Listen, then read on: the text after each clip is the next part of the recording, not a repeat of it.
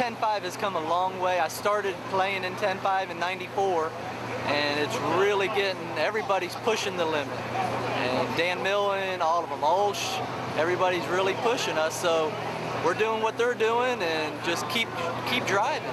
Now we just got to find out how to go faster than they do. So we're either going to do it or we're going to spin the tires and go home. To come out with a win would just be totally awesome. I mean, I wouldn't, you know, I'm somewhat not expecting it, but yet we are working at it harder than you could ever believe. We're trying stuff that we've never tried before. It's working. My guys do not give up. They push. And Brian, as you well know, everybody can build a horsepower. It's about applying that horsepower, managing that horsepower, and keeping those tires hooked up. Yeah, I use the term horsepower management with some bit of frequency. In fact, sometimes overuse it. But that's exactly what it is here. You got to know exactly how to get that thing off that starting line. If you can get these cars to leave the starting line without blowing the tires off, without shaking the tires so bad, and get past that shake zone, which is about, you know, anywhere from the start line to the 80, 100-foot area, you're going to be on a good run.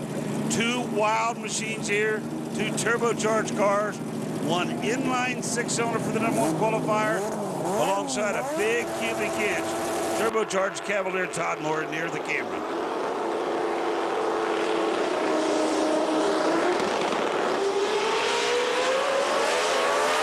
Gary White first off the starting line, and Gary White first to the stride, baby. 395, 187. That makes team owners Nero and Bottle very happy. And it's just a pleasure to listen to that car that Gary White has. I mean, extreme RPMs out of that thing. Of course, lays it up on the chip right before he launches it. Nailed that one perfectly with that 014 light. That's how you get it done. Dan Millen coming up next. And again, you see the Al-Nabi logo on the shirt of the guy that's getting ready to shut that door. And this is one of those cars that's got a torque converter on board with a Lenco drive or Lenco planetary transmission. They call them Lenco drive. But Dan Millen alongside his Chuck Olds. Now these cars a bit more evenly matched. You say how? Well, they both have blown motors, similar in cubic inches, similar in wheelbase, and the fact they both use torque converters to leave the start line, so they actually lead off of a button on a tranny brake. I love the flat black on that Mustang in the far lane for Dan Millen. Both cars absolutely gorgeous, but I love that flat black. There's something about mean written all over, doesn't it? 384 in round one, 385 this time by, and look at the speed, baby. 200.20 miles per hour. And I'm going to tell you right now, Gary White better get up on it, because that's a couple of strong passes out of Dan Millen. Gary White's going to have to get down there in the 80s if he's going to hang with him in the final. Tough break right there for Chuck Olds. All right, time for the final round here. The 10.5, Extreme 10.5 category, I should say. Gary White and Dan Millen ready to do battle here. And seriously, if there ever was a situation where two cars were totally different, this is it right now on the line. Again, a stretch wheelbase, 2011 Ford Mustang body, clothed over the top of a tube chassis, very lightweight, light as you can get them.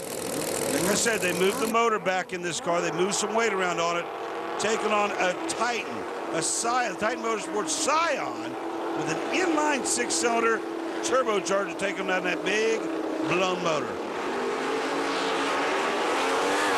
And Dan Millen has been on rails every single round, has gone a little faster as well.